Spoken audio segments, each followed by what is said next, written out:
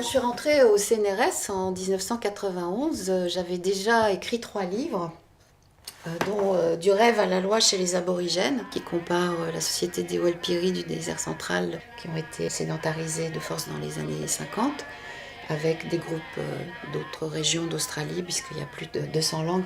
En Australie, partout, les activités des hommes et des femmes étaient très séparées. J'ai pu montrer dès mes premiers travaux que cette division, contrairement à ce qui a été dit dans l'anthropologie classique, n'était pas une exclusion des femmes de la société, mais bien au contraire, une manière d'articuler de façon complémentaire les activités des hommes et des femmes. Ces cérémonies sont faites entre femmes pour des femmes, mais parfois aussi les femmes le font pour des hommes malades. Je venais d'accoucher sur le terrain de ma deuxième fille, Nidala. Une femme Walpiri est venue faire une cérémonie de fumigation quand elle avait 7 semaines. Cette femme a été très importante pour moi, elle est décédée maintenant, Nakakut. J'ai beaucoup appris avec elle. Ma méthode est justement réticulaire et on peut en voir un exemple dans le livre de Terre humaine, Rêve en colère, puisqu'il est construit comme une sorte de réseau.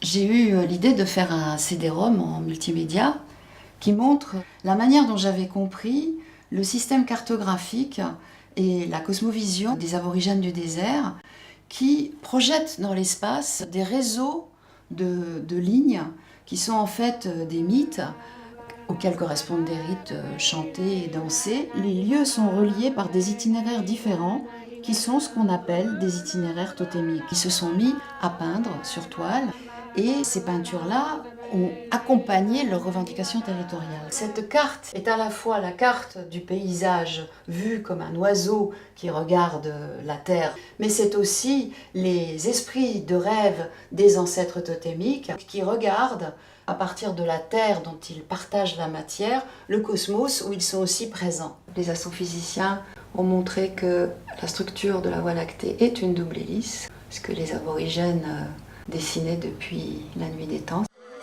Henrico Nchakamara écoute ici les enregistrements de 84 et il se met à chanter en les entendant. Cette cérémonie n'avait pas été remise en pratique depuis déjà plusieurs années. Et on peut voir ici leur enthousiasme face à ces archives.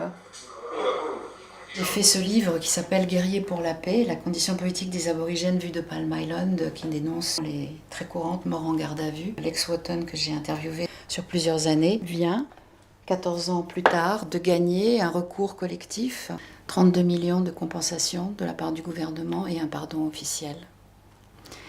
Peut-être que ce serait quelque chose à réfléchir dans d'autres situations qui se passent en Europe.